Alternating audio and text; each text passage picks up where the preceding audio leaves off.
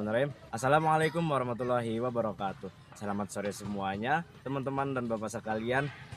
Izinkan saya memperkenalkan diri. Nama saya Alif Nusakwan Golido dari Program Studi Sarjana Terapan Keperawatan Poltekkes Kemenkes Banjarmasin, NIM P0720225004.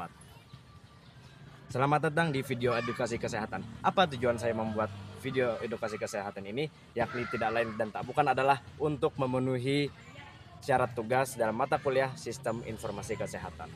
Video edukasi kali ini kita akan membahas tentang penyakit stroke dan pemahaman masyarakat tentang stroke, dan juga sejauh mana pemahaman masyarakat tentang metode FAST yang akan kita bahas di dalam video edukasi kali ini. Apa sih penyakit stroke itu? Penyakit stroke adalah terjadinya serangan mendadak pada pembuluh darah di bagian otak. Stroke sendiri dibagi menjadi dua, stroke hemoragik dan juga stroke iskemik. Stroke hemoragik terjadi dikarenakan pecahnya pembuluh darah di bagian otak, dan stroke iskemik terjadi karena penyumbatan pembuluh darah di bagian otak. Penyebabnya apa? Penyebabnya adalah kelemahan secara mendadak pada bagian wajah, tangan, dan juga gangguan pada sistem bicara, yaitu mulut. Terdapat beberapa faktor penyebab terjadinya stroke pada kebanyakan orang, terutama banyak yang tidak kita sadari. Pertama-tama adalah gaya hidup tidak sehat seperti merokok, mengonsumsi minuman beralkohol, memakan gorengan berlebih terutama kan karena minyak, kemudian kurangnya beraktivitas atau olahraga. Yang juga ini kembali di awal, di mana masyarakat sering tidak menyadari bahwa beberapa faktor ini juga adalah kebiasaan dari masyarakat tersebut. Selanjutnya di bagian pengambilan data melalui Excel atau spreadsheet. Dapat dilihat ini adalah jawaban dari para responden atau dari para pengisi kuesioner yang langsung otomatis masuk ke dalam spreadsheet atau Excel saya. Di sini dapat kita lihat sampai ke ujung berbagai macam jawaban dan pengetahuan masyarakat tentang penyakit stroke dan metode FAST.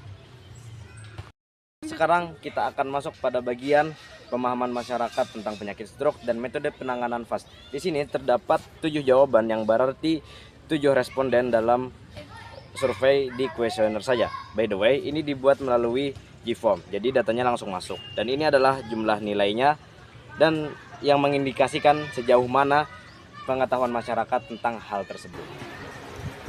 Nah, berikutnya adalah edukasi publikasi melalui artikel. Pada bagian ini saya akan menunjukkan artikel buatan saya yang saya buat di WordPress. Berikut tampilannya. Seperti yang teman-teman lihat pada bagian video ini adalah artikel yang saya publikasikan di WordPress. Nah, jadi seperti ini pembahasan tentang pengetahuan dan penanganan penyakit stroke di masyarakat, dan saya menyertakan kategori blok kesehatan di sini. Dan saya juga sudah membuat keterangan tugas matkul Sistem Informasi Kesehatan.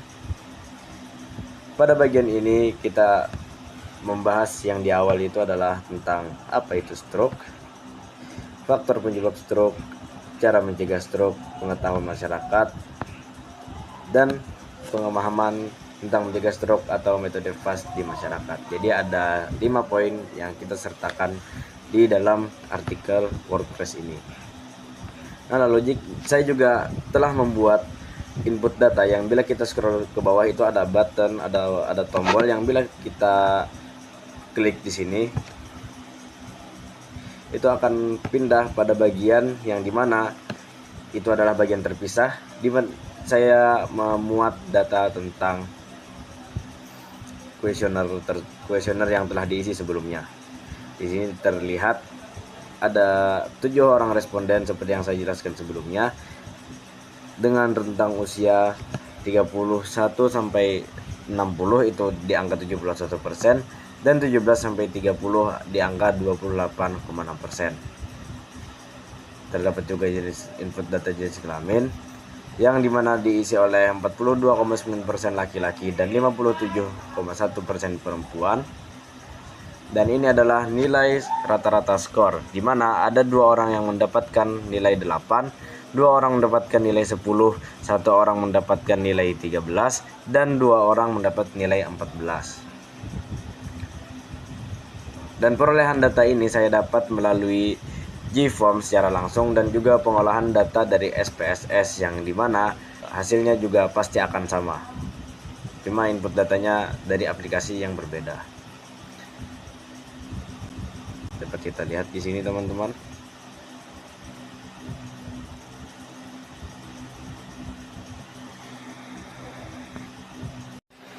Nah, satu hal terakhir yang sepertinya saya hampir terlupa untuk dibahas yakni metode FAST.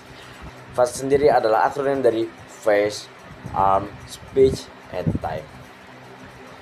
Kita akan mulai dari F atau Face, wajah. Bagian wajah penting diperhatikan karena apabila terjadi kelumpuhan itu terlihat sangat jelas wajahnya terlihat miring sebelah.